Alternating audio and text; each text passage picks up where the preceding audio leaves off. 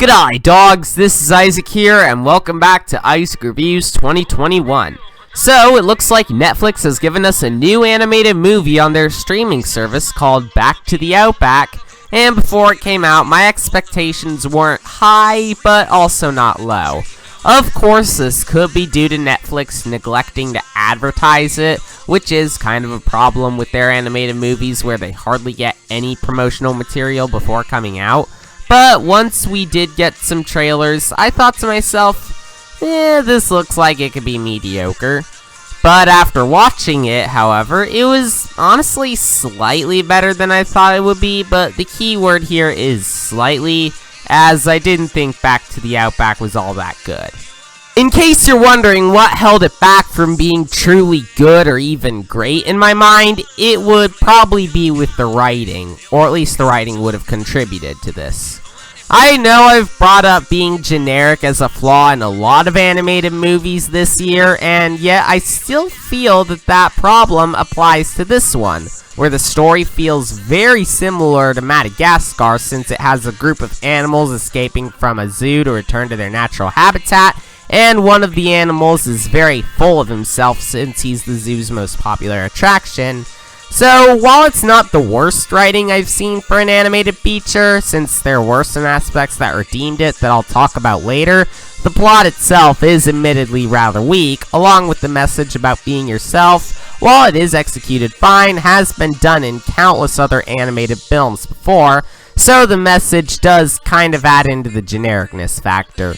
It also plays into the characters being pretty one-note, where Pretty Boy is an insanely unlikable and obnoxious jerk. Chaz is a weak villain with an even weaker liar revealed scene. And some of the other animals don't really have too much of a purpose in the grand scheme of the story, or they can get pretty annoying. I mean, not all of the characters are like this, since some characters like Maddie and Jackie are genuinely nice and can give the film some wholesome moments. But a lot of the other ones are either forgettable or flat out annoying. Additionally, the humor was honestly not all that good, where even if some of the dialogue did get a chuckle out of me, a lot of the humor was either immature or downright eyebrow raising. I mean, I get that kids' movies are sometimes gonna have some dirty jokes here and there, but a lot of the stuff that happens in this film can sometimes make it feel like one of the writers was Dan Schneider. Aside from those flaws, however, I found Back to the Outback to be a perfectly harmless experience. Okay, maybe not harmless, considering some of the stuff I mentioned, but it's still pretty serviceable and it does do some things pretty well. For example, the animation here is absolutely wonderful. Sure, some of the effects look kinda weird in terms of how they were rendered, but other than that, the animation in this movie looks great.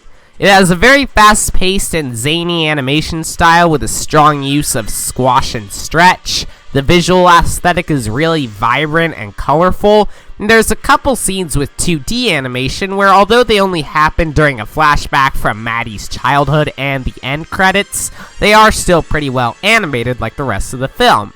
Additionally, the actors do well in their respective roles, especially since the cast is predominantly Australian, and the film does seem to have its heart in the right place with some scenes. So even if some of the character interactions can be either annoying or forgettable, at least there's other times where they can genuinely lead to something heartwarming. Honestly, I'm not sure what else there is for me to say here, so I guess I'll conclude this review here.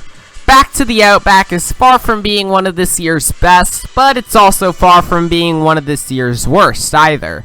Sure, the writing isn't all that good and a lot of the humor can get pretty cringeworthy, but thanks to the great animation, heartwarming scenes, and solid acting, I'd say this is a pretty worthwhile experience. So for my recommendation, I'd say you might be able to find more enjoyment in this than I did, since the reviews for this are quite positive. But I don't suggest aiming your hopes too high for this one. Yeah, I get that Netflix's quality with their animated movies this year has been pretty all over the place, but I think being right down the middle in terms of quality is a good way to describe this movie for me. It's not the best, but it could have been worse. On to my rating.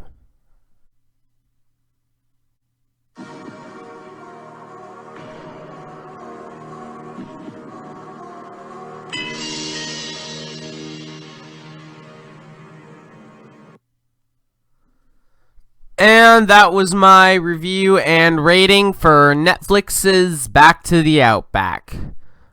Join me next time when we look at something I'm not holding out a lot of hope for with stupid slideshow. But yeah, Rumble is our next review, and I'm not holding out a lot of hope for it. I mean, I guess the concept of giant monsters wrestling is pretty unique, but I'm still not all that excited to see the end product. Maybe it'll be okay, maybe it'll be awful, who knows.